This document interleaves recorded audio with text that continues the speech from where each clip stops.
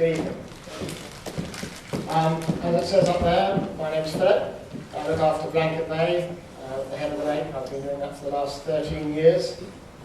I've lived in Queenstown for 20. I've been a member of the Destination Queenstown board as a board of directors, on the board of directors. And in the 90s chaired the Queenstown Winter Marketing Group for 5 years.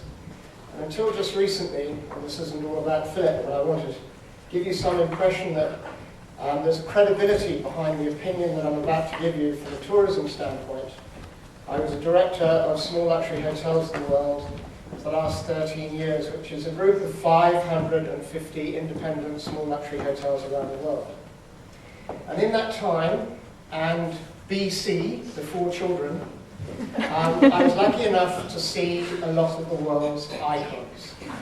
And we are talking about New Zealand's icon here. Those icons in Turkey included the Hanging Gardens of Babylon, or at least where they were, Ephesus, Halicarnassus, and many other ones that have been now completely and utterly destroyed by people who believed that if they put in masses of buses and a huge infrastructure to take thousands and thousands of people to see these icons, ultimately the only thing that will suffer will be that icon. And ultimately, the very thing that people wanted to see will be spoiled.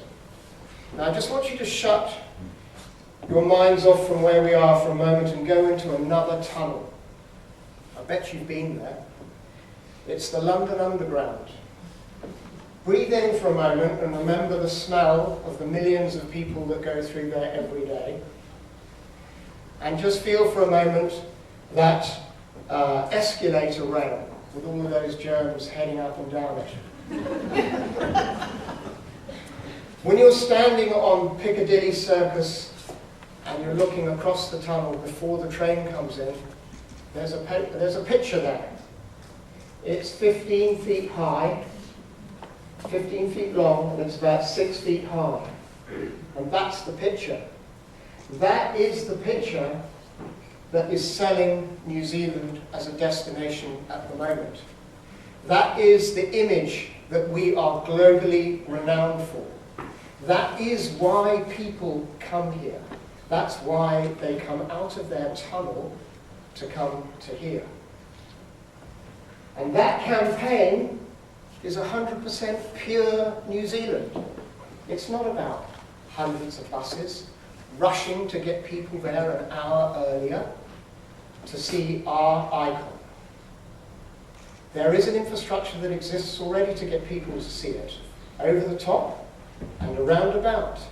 We don't need to go underneath as well. Finally, and I'm sure I'm ahead of time, I'll leave you with one other little thing to remember. Another icon. Perhaps, and this was Karen, my wife, suggested that I mention this, perhaps the greatest geographical icon that everybody knows about. It's Mount Everest. Who can forget the picture just a couple of months ago of 250 people snaking up Mount Everest? Is that what our icons are all about? I don't think so. Ladies and gentlemen, I would put to you that in tourism, for Tourism New Zealand, and where we should be driving our message, is less is more.